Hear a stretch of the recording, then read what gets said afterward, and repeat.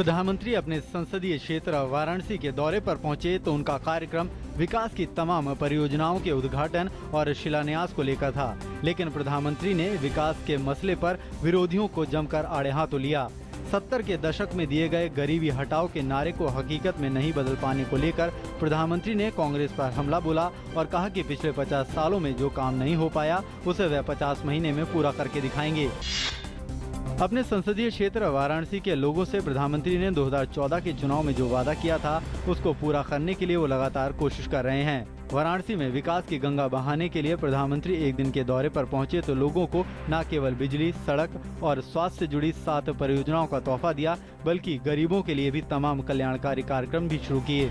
कार्यक्रम के दौरान पीएम ने 101 लोगों को ई रिक्शा और 501 लोगों को साइकिल रिक्शा भी बांटे। प्रधानमंत्री ने रिमोट कंट्रोल के जरिए 2013 में बने बीएचयू ट्रॉमा सेंटर का उद्घाटन किया। इस सुपर स्पेशलिटी हॉस्पिटल में तमाम सुविधाएं हैं और इससे पूर्वी उत्तर प्रदेश और बिहार के लोगों को बेहतर चिकित्सा सुविधा मिल सकेगी। इसके अलावा पीएम ने 250 करोड़ रुपए की 16 किलोमीटर लंबे रिंग रोड का शिलान्यास किया और बाबतपुर वाराणसी 4 लेन योजना की आधारशिला रखी। प्रधानमंत्री ने रामनगर डाकघर में रेलवे टिकट आरक्षण सुविधा का भी वाराणसी के लोगों को तोहफा दिया। आर्थिक सुधार बरकरार रखने के लिए भारत की प्रतिबद्धता जाहिर करते हुए वित्त मंत्री अरुण जेटली ने साफ किया कि कई विधेयक प्रक्रिया में हैं जिन्हें आने वाले दिनों में आगे बढ़ाया जाएगा। ये बात उन्होंने सिंगापुर में आयोजित एक कार्यक्रम के दौरान कही। उधमपुर हमले के मामले की जांच कर रही राष्ट्रीय जांच एजेंसी यानी एनआईए ने इस मामले में 3 और आरोपियों के खिलाफ इनाम घोषित किया है। एजेंसी के मुताबिक ये तीनों लश्कर-ए-तैयबा के आतंकी अब्दुल रहमान उर्फ कासिम और हमले के दौरान जिंदा पकड़े गए आतंकवादी मोहम्मद नावेद के सहयोगी हैं। एनडीए के घटक दल लोजपा ने बिहार विधानसभा चुनाव के लिए अपनी पहली सूची का ऐलान कर दिया है। लोजपा के खाते में कुल 40 सीटें हैं, जिसमें 29 सीटों के साथ ही 12 प्रत्याशियों के नाम का ऐलान किया गया है। जीतन राम मांझी की पार्टी हिंदुस्तानी आवाम मोर्चा ने 20 में से 13 उम्मीदवार की पहली लिस्ट जारी कर दी है। नेताजी सुभाष चंद्र बोस के जीवन से जुड़े सच और उनकी मौत से जुड़े सवाल बार बार उठाए जाते रहे हैं, लेकिन इनके जवाब उन फाइलों में बंद हैं जिन्हें अब तक गुप्त रखा गया है। आज पश्चिम बंगाल सरकार ने सुभाष चंद्र बोस से जुड़ी 64 फाइलें सार्वजनिक कर दी। इसके बाद अब उम्मीद की जा रही है कि इन फाइलों से शायद नेताजी की मौत कब और कैसे हुई इस बारे में कुछ जानकारी मिल सकेगी। सरकार ने फैसला किया है कि दिल्ली जयपुर राष्ट्रीय राजमार्ग को न सिर्फ यातायात के लिहाज से बेहतर बनाया जाएगा, बल्कि इसके किनारे रह रहे नागरिकों की सहूलियत का भी ख्याल रखा जाएगा। दिल्ली जयपुर राजमार्ग से संबंधित मुद्दों को लेकर केंद्रीय सूचना और प्रसारण मंत्री राज्य मंत्री कर्नल राज्यवर्धन सिंह राठौड़ ने आज केंद्रीय सड़क और परिवहन मंत्री नितिन गडकरी से मुलाकात की। केंद्रीय मानव संसाधन विकास मंत्री स्मृति ईरानी ने कहा कि उत्तर पूर्वोत्तर क्षेत्र में एनआईटी की जल्द एक विशेष बैठक बुलाई जाएगी, जिसमें क्षेत्र में उनकी समस्याओं और सुधार के मौकों के बारे में चर्चा होगी। भारत और लाओस ने आपसी संबंधों को बढ़ावा देने के लिए आज 2 सहमति ज्ञापनों पर हस्ताक्षर किए।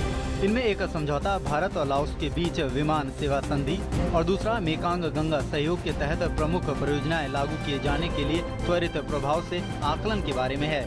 इन समझौतों पर हस्ताक्षर हुए। केंद्रीय जल संसाधन मंत्री सांवर लाल जाट भी इस अवसर पर मौजूद थे। हाई प्रोफाइल शीना बोरा हत्याकांड में महाराष्ट्र सरकार ने सीबीआई जांच की सिफारिश कर दी है। अभी तक शीना हत्याकांड की जांच मुंबई पुलिस कर रही थी। पाकिस्तान के पेशावर शहर में भारी हथियार से लैस तालिबान आतंकवादियों ने आज वायुसेना के एक अड्डे और इसके अंदर बनी एक मस्जिद पर हमला कर दिया, जिसमें कम से कम 17 लोग मारे गए। सुरक्षा बलों की कार्रवाई में 13 आतंकवादी भी ढेर हो गए। अमेरिकी स्पेस एजेंसी नासा के न्यू होराइजन्स स्पेसक्राफ्ट ने प्लूटो ग्रह की नई फुटेज भेजी है।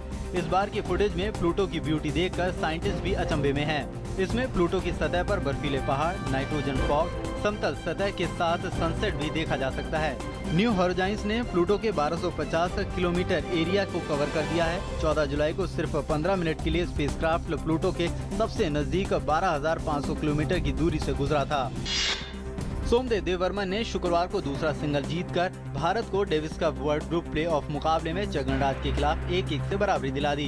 विश्व के 164वीं वरीयता प्राप्त सोमदेव ने अपेक्षाओं के भारी दबाव के बीच खेलते हुए एक बड़ा उलटफेर किया और विश्व के 40वें वरीयता प्राप्त जेरी वेस्ले को 7-6, 6-4, 6-3 से मात दी।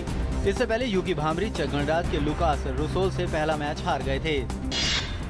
नासिक में चल रहे कुंभ मेले के आखिरी दिन आज हजारों संतों और भक्तों ने रामकुंड में शाही स्नान किया। निर्मोही, निर्वाणी और दिगंबर 3 अखाड़ों से संबंध रखने वाले संत तपोवन इलाके के लक्ष्मी नारायण मंदिर से गोदावरी नदी के तट पर स्थित रामकुंड तालाब तक निकाले गए एक भव्य जुलूस में शामिल हुए।